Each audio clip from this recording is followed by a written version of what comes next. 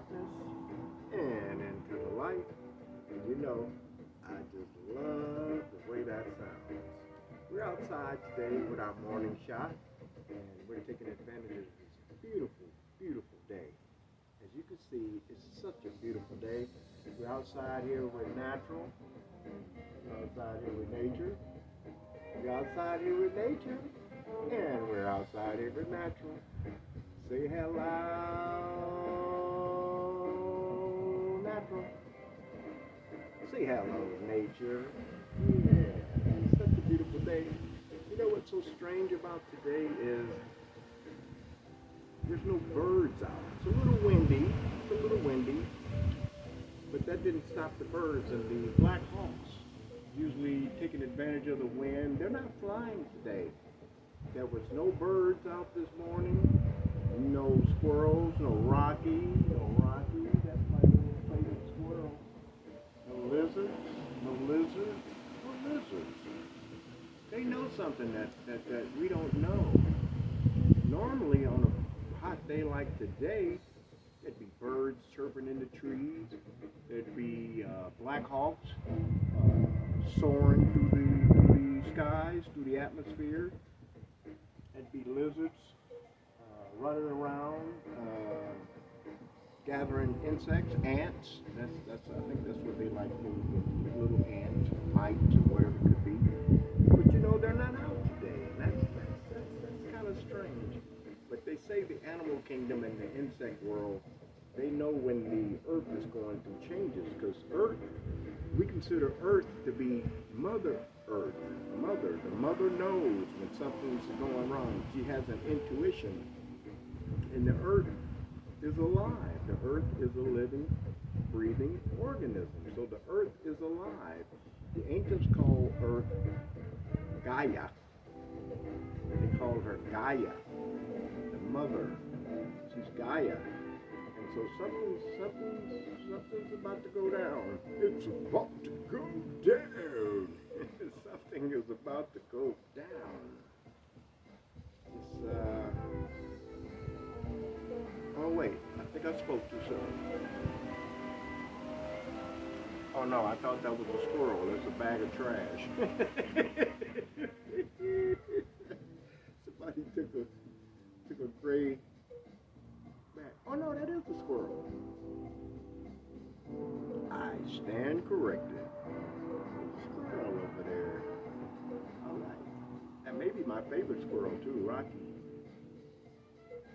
But anyway, this is the morning shot, and I'm not going to do the 7 rules of life or the 8 toxic people on the morning shot. I'm going to wait till I go inside, and then I'm going to do the 7 rules of life and the 8 toxic people. I said I would start out my videos going over the 7 rules of life and the 8 toxic people you should just get rid of. But we're not going to just get rid of them yet. We're going to get rid of them up here first. And then after we get rid of them up here and we find out we can't get rid of them up here, then we get rid of them, right? Right. Just to reiterate a little bit on what's going in the news. I didn't really watch the news this morning, and to tell you the truth, it's no news is good news. No news is good news. They're just reporting on the war, getting us distracted for other things. You know, when I was younger, I used to love to do magic tricks. I used to love to do magic tricks because I was fascinated with magic tricks and card tricks and mastering the art of illusion. And so I would go to, me and my brother would take the BART train over to San Francisco, and we'd go down to Pier 39 on the Embarcadero in San Francisco. And it's an area where the wharf area is just one big tourist attraction.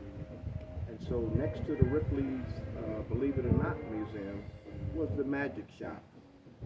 And I'd always go into the magic shop and upgrade my magic. I'd upgrade my magic. So I'd get card tricks and where you got three balls in the cup, that kind of trick. And the card tricks where you feed somebody the card. You already know what the card is, and you trick them into getting that card, and then you predict that card. And I always wanted to know the secret to the magic tricks. And so I used to go to the library and get a book on how to do card tricks and magic tricks, various tricks. But then when I would go to the magic shop in San Francisco and in Embarcadero, before I would buy a trick, of course they would always demonstrate the trick. And so before I would buy one, I would say, okay, now tell me the secret to how to do this trick, and I'll buy that magic trick. And of course, the guy behind the counter, the salesman, he would show you how to do the trick, and then he would excuse me, still got that thing in my throat. But he would show you how to do the magic trick, and then he would ask you to perform it on him to see can he detect the flaws in the magic trick. And then I would go home and I would practice, and then I would do them on my friends, and then when my mother had company and all her company come over, and then they would always say, "So Don, you got a magic trick for us today?" Funny you should say that. And I would perform the magic trick, and they'd give me a couple of dollars, and I'd go buy some candy. Most of all, I would save it up to get another magic trick. So I'm talking about this because we're talking about mastering the art of illusion. Mastering the art of illusion. And in politics, they have a technique called mastering the art of illusion. So while you're focused on one thing, they're doing something else behind the scenes. A guy, I used to work for a trucking company when I was younger, delivering to San Francisco, as a matter of fact, and all over. But that was one of the truck drivers. He was an over-the-road truck driver for our company, and he came back into town, and he knew that I did Michael Jackson impersonations, and so his daughter, their school was having a pancake breakfast, father, son, and daughter kind of scenario, and he asked me would I do or be a part of his magic trick. He says, I'll show you the magic trick, but you promise you don't tell nobody. I said, okay, I promise. Well, that was years ago. But anyway, the magic trick consisted of him producing his daughter out of a chained up and covered up crate. And so before the show, two or 3 days before the actual breakfast and his performance, so he would tell me to come to the school's auditorium, and he would teach me my part of the trick. And so I gave him some input of how I would like to, appear and everything, and how my performance would go. And so he came up with the idea that he'll start out building this empty box, and then he would build this box, and then he would put the black drape or cloth over it, and then he'd chain it up, and then he'd say the magic words and tap it, and then unlock the chains and take the black drape off, and then his daughter would be in the box. And then he would put his daughter back in the box, and then he would put the drape over it, and then he would chain it up, and then he would tap the box, then he'd unlock the chain, take the drape off, and then he'd lay the box back out. And of course, in that part of the illusion, the girl wasn't in the box, the girl is in the box, and now the girl is out of the box. So he built the box again. Now the key to this trick was, as he's building the box, he's building the box where your perception can see me off stage. So off stage, I'm in a squat, like kind of like in a squat off stage, and as he starts to build the box, and then he builds it's kind of like an L shape. When he builds the L shape of the box, he brings this flap up, he brings that flap up, and then I go get inside the box. And then he would close the rest of the box up, put the top on it, put the drape on it, put the chains on it, lock it up, say the magic words, unlock the box, take the drape off, open the top, and my concept was I would jump out, the music would start, and I'd do my 2 songs. 3 songs. I did 3 songs. I did The Way You Make Me Feel, Smooth Criminal, and I always ended with The Man in the Mirror. So telling you this story is saying, see, I knew how the trick worked. So behind the scenes, I knew how the trick worked. Talking to the magician, I knew the illusion he was trying to pull off. Hint, hint. So, by me knowing the illusion he was going to pull off, it was not an illusion to me. I was well in the know. And this is how our government works. They keep us distracted while they do things behind the scenes.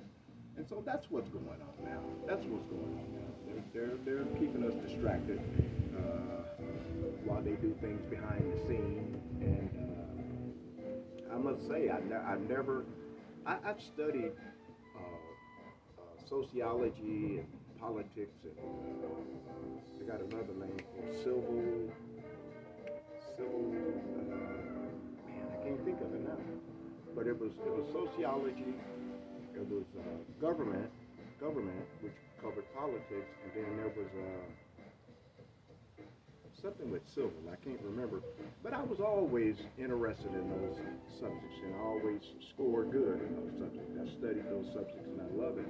And so understanding that that's technically how a government works. But the main thing that I learned was the establishment of the 4 branches of government, the executive branch, the judicial branch, the legislative branch, and the powers and the checks and balances, and how that was set up by our founding fathers to make sure that anyone that was elected to office of president and even governor or mayor always had some checks and balances about the time frame that they're in office or holding that particular position. And so now we're in a situation where we have a person that's in that position, but he's not allowing the Congress and the Senate to do their job. He's doing things without their permission. See, in order to, number one of the Constitution is that the founding fathers put this in place, so no president could just have a war because he's mad at somebody, mad at another country. And so if he wanted to go, this is why you got the Secretary of State, this is why you got the ambassadors, and this is why he meets with various leaders so they can kind of talk about things and hash things out. Sometimes they come to the White House, sometimes he go to their region. But to declare a war, first he has to bring and present evidence to the Congress that there's a need for war. And then the Congress would implement the Wars Act, not the president. See, the only time the president has the right to initiate the Wars Act is when there's turmoil in the United States. And basically, once he initiates the Wars Act, then the whole country is under martial law. And once the country is under martial law, what happens is the president remains president until this disarray is settled to take the state out of martial law.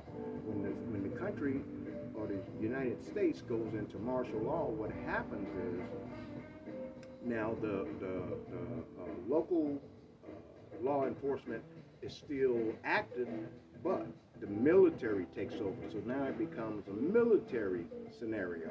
So now the military is in control, and the National Guard is in control, and and there's curfews, and there's rationings, and there's all kind of things that goes on. And so we never want to be in the state of martial law, but that seems like the direction that this particular person in office is taking us to. Because if we go into martial law, he will still be in position until it's all cleared out. Well, here's the catcher, here's the kicker. He's creating the turmoil, so there's no way he's going to clear it out. So since he's not going to clear it out, that makes him remain in power until that gets cleared out. Well, he's forced in a situation where he will be considered a king, a monarch. No, we don't need that. That's what the founding fathers ran from. Yeah, they probably ran from it, but that's what the founding fathers left and came to a place where they said, hey, we hear there's another place where people exist. We can go there and share the land with them and establish our colonies or our new form of state or colonies.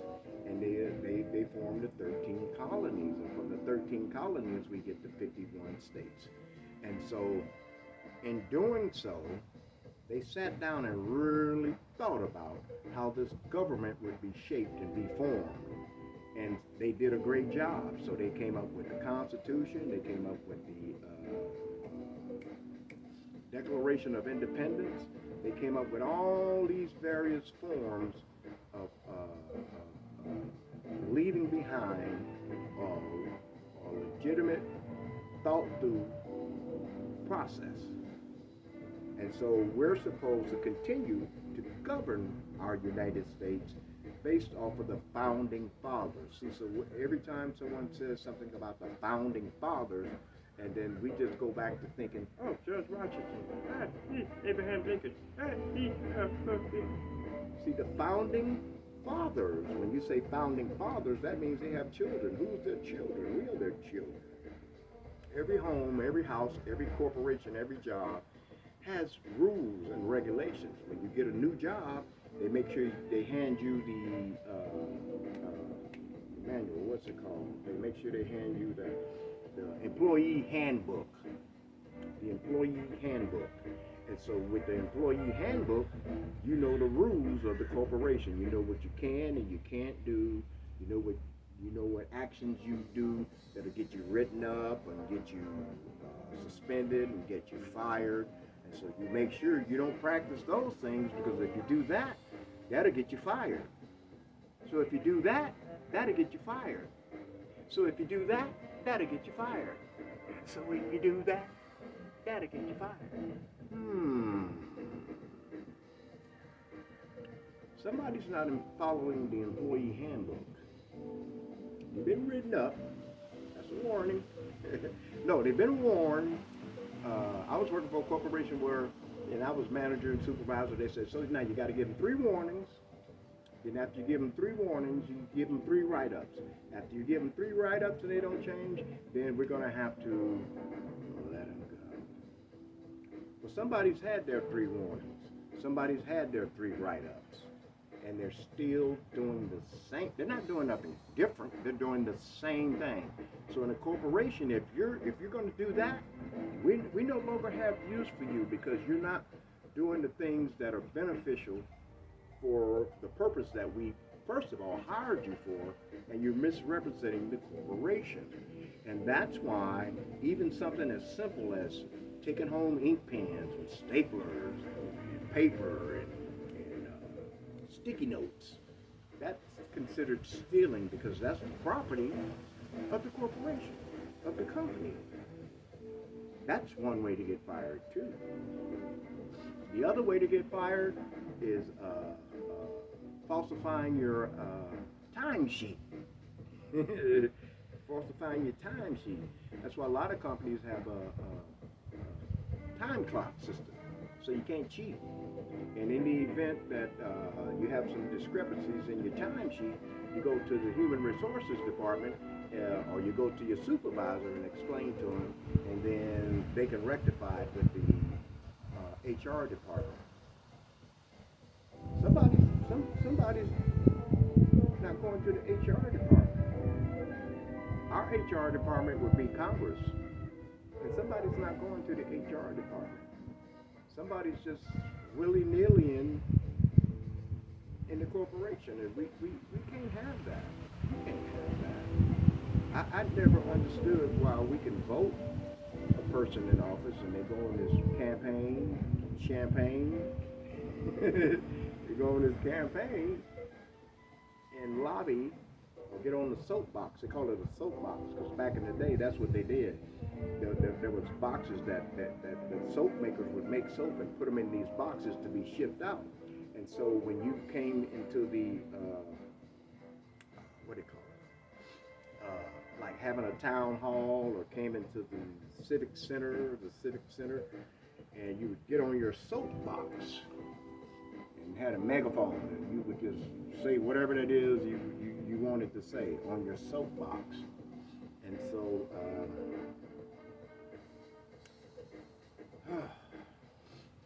I don't know. And it's just kind of discouraging because at my age, I didn't think I would even experience a scenario like this. We heard about Hitler and we heard about Stalin, and we heard about all these so-called bad leaders, and we got some bad leaders too. And I think they should be able to last the duration of whatever term that it calls for them to be in that position. I think if at any time that they're not doing what we actually put them in office to do, we should be able to vote them out. And I know Congress has a step and they have a method called impeachment, but I'm saying we the people should turn around and we should have an election to vote them out. We don't need to wait for them to have midterm elections and all this. No, if the masses of the people disagree with whoever's leading us, this is a republic, this is a democracy. Our voice should count too.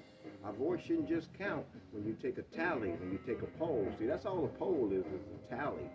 They already know who they're going to put in that position, but they want to get some input. They want to take a poll from the citizens when you go out and vote.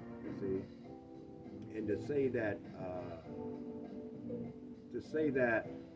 there was a time in the United States where certain colored races couldn't vote. Why didn't their voice count? They're part of the United States. And then to implement or indicate that the voting system is rigged when you don't win, but when you win it's not rigged. I thought it was rigged. So is it rigged or is it not? Because if it's rigged when the other guy wins, it must be rigged when you win because you just said the whole system is rigged. But anyway, I'm looking for the Black Hawk helicopters to start circling because it's a Black Hawk. Bird. It's a Black Hawk bird. But anyway, once again, I always leave this message for us in my videos. We're gonna have to love each other. We're gonna have to show love to each other. It's just so easy to do, and it's such a gratifying feeling to say I love you to someone. Give someone a hug. Exchange that positive energy. Make that connection.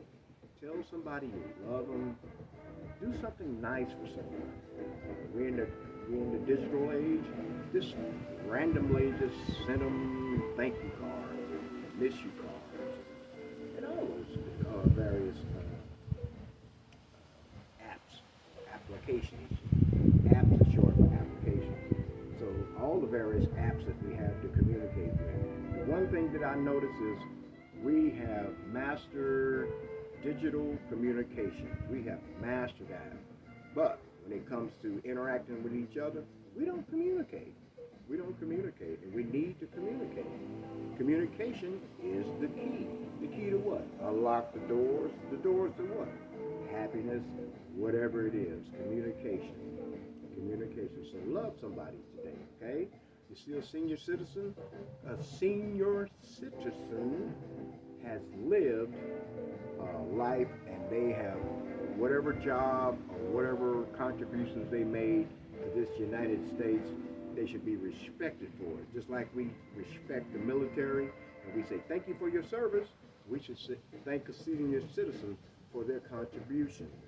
We should thank a senior citizen by opening the door for them. We should thank a senior citizen by opening the door when they get in the car, close the door, assist them out of the car, assist them through whatever process that they're going through. And we should do the same thing for family members. It don't have to be a senior citizen.